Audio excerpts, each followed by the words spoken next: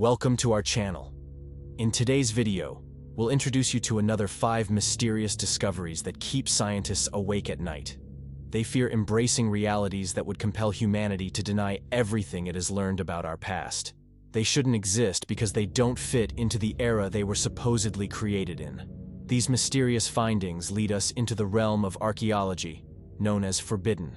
But before we delve into them, don't forget to hit the subscribe button. And without further ado, let's get started.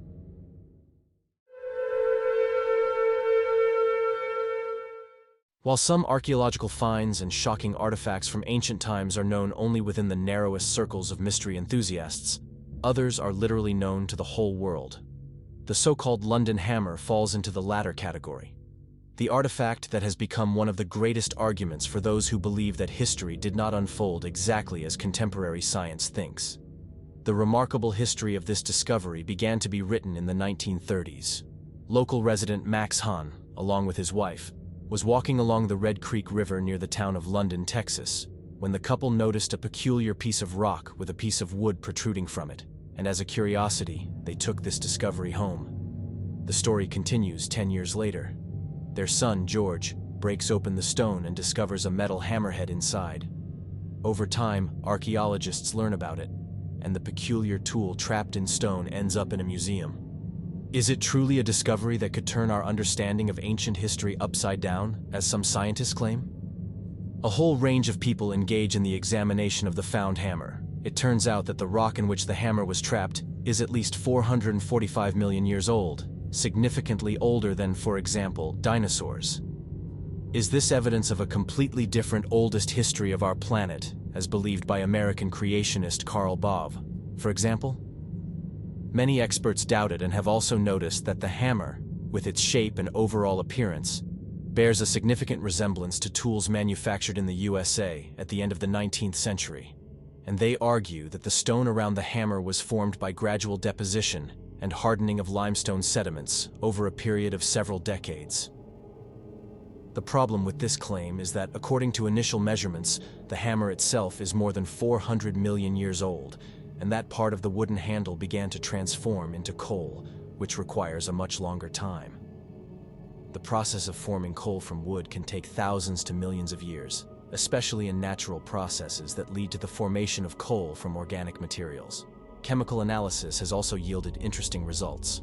The hammerhead is mostly composed of iron in an exceptionally pure form, with a content of 96.6%. In addition, it also contains a significant amount of chlorine, totaling 2.6%, and sulfur, 0.74%. The purity of the iron in the hammerhead suggests a high level of technological skills and manufacturing processes available at the time of hammer production. Today's modern manufacturing processes would only be able to produce a similar purity using advanced technologies.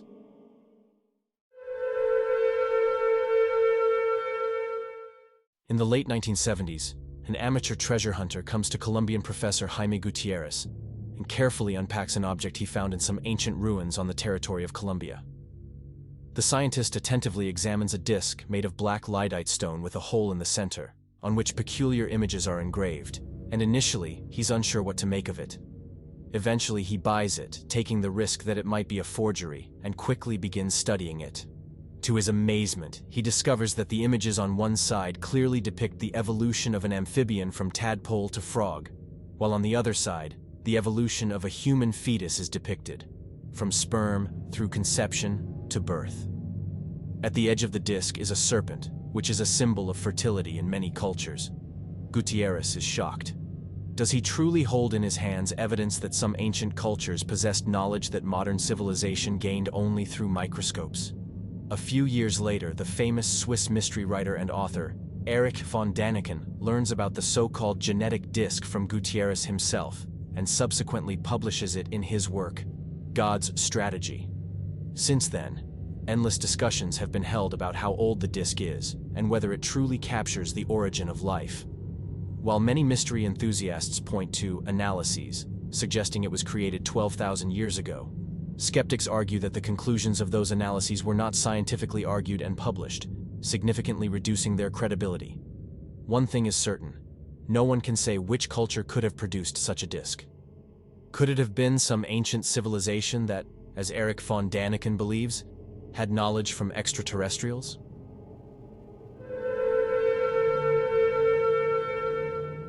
Quimbaya, a culture residing in the territory of present-day Colombia, fascinates us with its treasures and mysteries. Their artifacts, predominantly made of precious metals, are full of symbolism and technical skill that doesn't correspond to the technological level of their time. But what if in these artifacts we truly see something more? Something that doesn't fit into the traditional narrative of archaeology? The Quimbaya golden airplanes are artifacts created between 1000 BCE and 1000 CE. They measure 5 to 8 centimeters, and some archaeologists from the scientific community refer to them as objects depicting birds or insects. But all enthusiasts, and especially supporters of the theory of ancient astronauts, clearly see them as miniature airplanes. What makes these small aircraft models so remarkable is their aerodynamic precision. In 1994, German naval engineers Algund Einboom, Peter Belting, and Konrad Lubbers created a large radio-controlled model of one of the artifacts and demonstrated that the model flies, both with a single propeller and with a jet engine. However, let's remember that flight wasn't possible until the Wright brothers' flight in 1903. So how could the inhabitants who created these artifacts come into contact with airplanes, or rather with spacecraft? The ancient astronaut theory offers us a fascinating possibility. According to this theory, these artifacts could be evidence of visits by extraterrestrial civilizations, which could have advanced technologies enabling not only flight, but also space travel. Many proponents of this theory argue that artifacts resembling aircraft are actually ancient records of encounters with spacecraft and alien technology.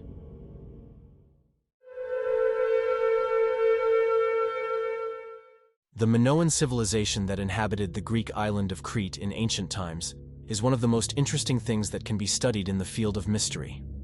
The fascinating mythology only underscores the many uncertainties about the life and mystique of this mysterious people. One of the greatest mysteries dates back over 100 years.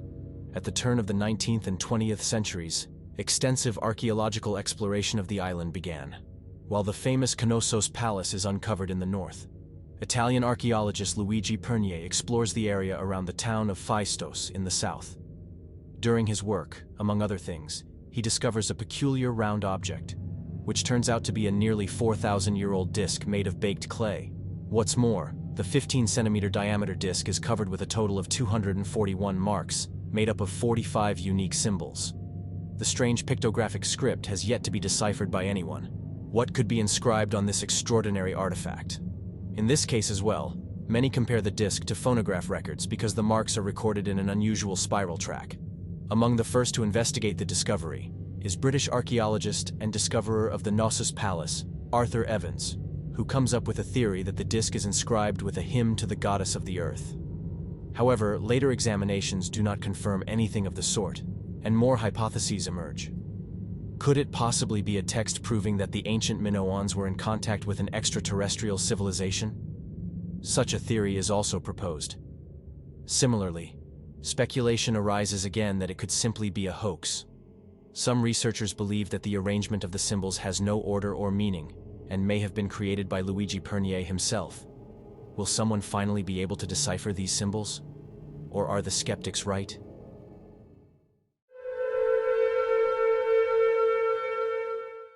In a small cave somewhere in the Peruvian mountains, the sounds of pickaxes and chisels echo. In the light of lamps, water droplets sparkle, reflecting the eyes of Spanish miners extracting silver. Suddenly, one of them shouts and calls the others to come and see something truly intriguing. The lamplight reveals an iron nail protruding from a piece of exposed rock. Everyone shakes their heads. Is it just a silly joke? Or is it a remnant of an ancient civilization that existed in these places thousands or millions of years ago? This story from the 16th century is said to describe the very first known discovery of an iron nail or spike in a place where it definitely shouldn't be. That is, in a geological layer or rock dating back to a time when humans shouldn't have existed on our planet at all. Or is this precisely evidence that our view of the oldest history is too limited? Discoveries of nails in unexpected places were common mainly in the 19th century. For example, in 1844, an old nail was found embedded in a 60-million-year-old stone block in the King Udi quarry near Dundee, Scotland. In 1851, American merchant Hiram DeWitt brought back a gold-bearing quartz the size of a fist to his hometown of Springfield, Massachusetts. However, when the stone accidentally broke, it revealed a small corroded nail with an unusually shaped head. The discovery reached scientists who determined that the rock was at least 1,000,000 years old.